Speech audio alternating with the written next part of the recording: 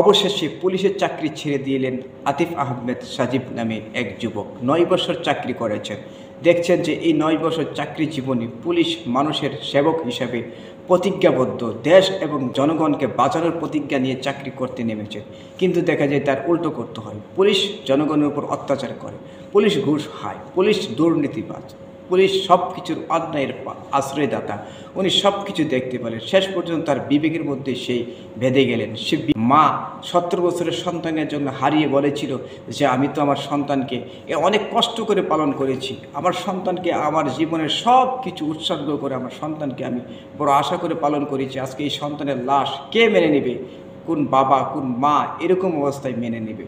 এই বলে কান্না করেছিলেন আসিফ আহমেদ সাজিব। উনি কি করেছেন এটা দেখে খুবই মর্মাহত হয়েছেন।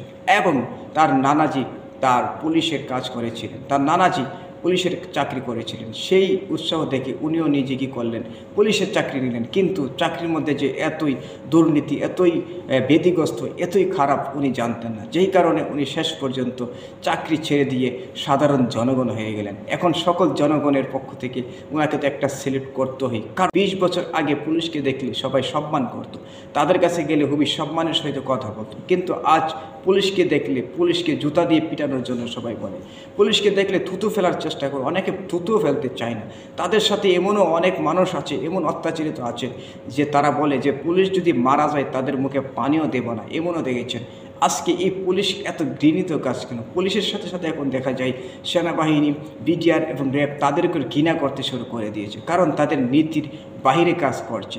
তারা প্রতিজ্ঞাবদ্ধ করেছিল দেশ এবং জনগণের সেবা করবে, কিন্তু এখন দেশকে ধ্বংসের দিকে নিয়ে যাচ্ছে এবং জনগণের উপরে গুলি চালানোর কী পায়তারা তারা করতেছে। তাহলে তাদেরকে কিভাবে জনগণ মেনে নেবে? এই কারণে ওই যে পুলিশ সদস্য ভাই যুবক 9 বছরের চাকরি ছেড়ে দিয়ে আজকে উনি কী করলেন, চাকরি থেকে দূরে চলে আসলেন। উনি বিশ্বাস করেন যে আমি একদিন আজকে শক্তি আছে, একদিন আমি ধ্বংস হব, একদিন আমি একজন মুসলমান হিসাবে আমি কিভাবে অন্যায় কাজ করতে পারি। তাই তার বিবেকের তাড়নার মধ্যে বাধা হয়ে সে চাকরি ছেড়ে দিলে। এবং সে জানে, বিশ্বাস করে পৃথিবীতে যত শক্তিধর থাকুক না কেন শেষ পর্যন্ত তার ধ্বংস হবেই।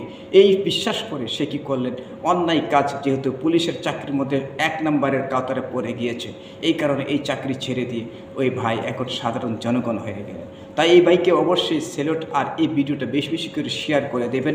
এবং অন্যান্য পুলিশ ভাইদেরকে আমি অনুরোধ করব, আপনি তো একদিন মরবেন। আপনি আজকে শক্তি আছে, অনেক কিছু করছেন, কিন্তু আপনার এই শক্তি একদিন ধ্বংস হয়ে যাবে ভাই। পৃথিবীতে কেউ শক্তি দেখিয়ে থাকতে পারে না। তাই বলবো, যখন চাকরি নিয়েছেন তখন শপথ করেছিলেন আমি দেশের সেবা করব, জনগণের সেবা করব, কোনো মূল্যই অন্যায়কে প্রশ্রয় দেব না, ন্যায়সঙ্গত কাজ করব সবসময়। সেই প্রতিজ্ঞাবদ্ধভাবে আজকে সাহায্য করেন জনগণকে। দেখবেন আপনাকে দুনিয়াও হারাতে দেবে। আজকে 20,000 টাকার চাকরি, আপনি পুলিশের চাকরি, লক্ষ লক্ষ টাকা অবৈধভাবে রুজু করতে পারবেন, কিন্তু লক্ষ টাকা কখনো আপনাকে সুখ দেবে না। আপনি একটা মানুষকে, 2টা মানুষকে সুখ দেন, দেখবেন আপনাকে সকলেই সুখ দেবে।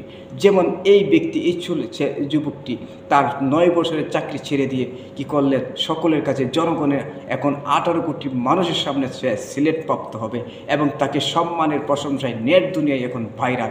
তাকে নিয়ে এখন সকলে কি করতেছে, প্রশংসা করতেছে আর ওয়েলকাম বলতেছে। তাই আমিও আপনাকে ওয়েলকাম, স্বাগতম ভাই। আসসালামু আলাইকুম।